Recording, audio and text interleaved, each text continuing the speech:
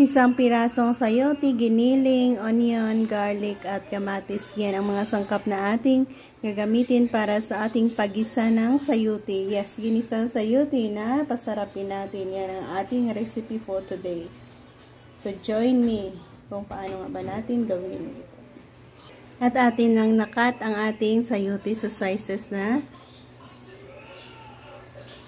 ganyan. So, ready to gisa na tayo. Yan, cooking oil.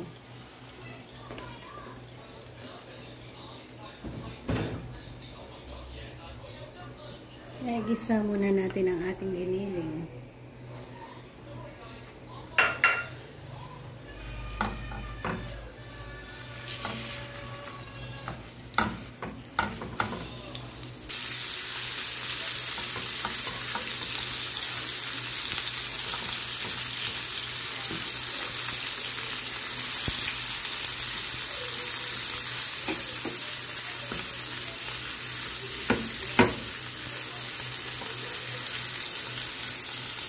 Yan, add natin ang onion at garlic.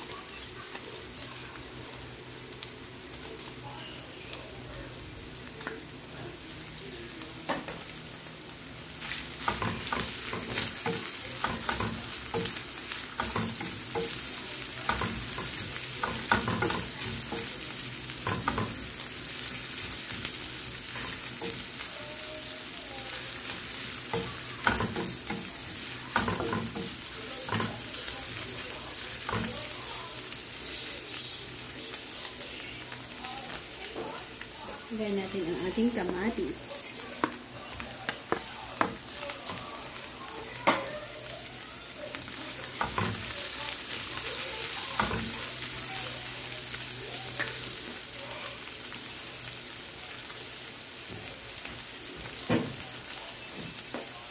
Lagyan natin ang konting soy sauce.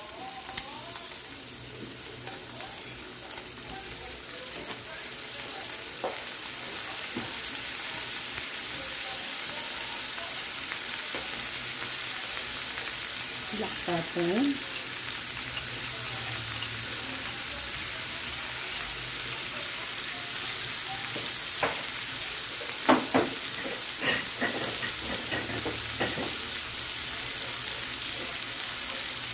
Konting sugar.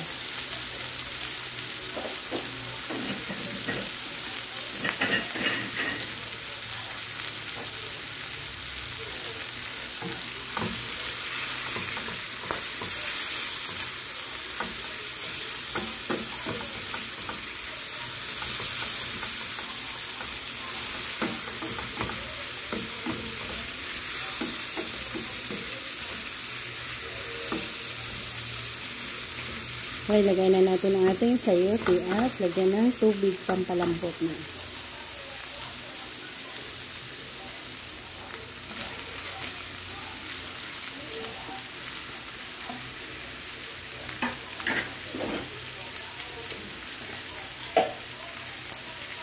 Mainit na tubig na gamitin natin.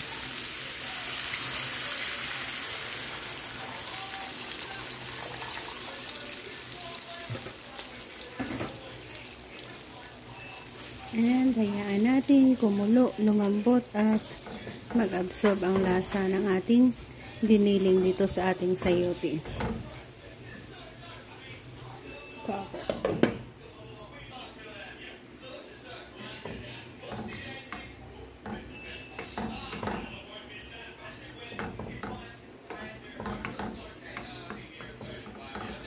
Mamaya na natin lagyan ng asin once na nakuha na natin ang kanyang saktong softness.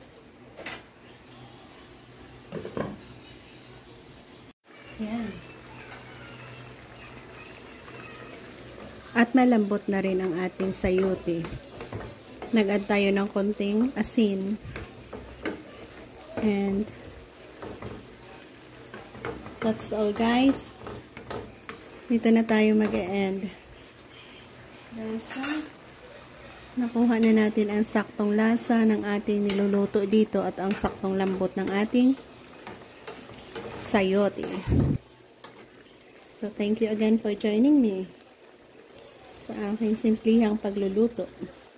gamit ang sayote at giniling nito.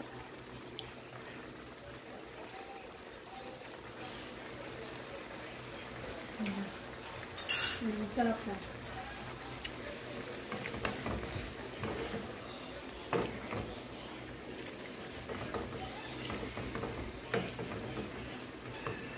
Hopefully nagustuhan nyo at masubukan nyo na rin.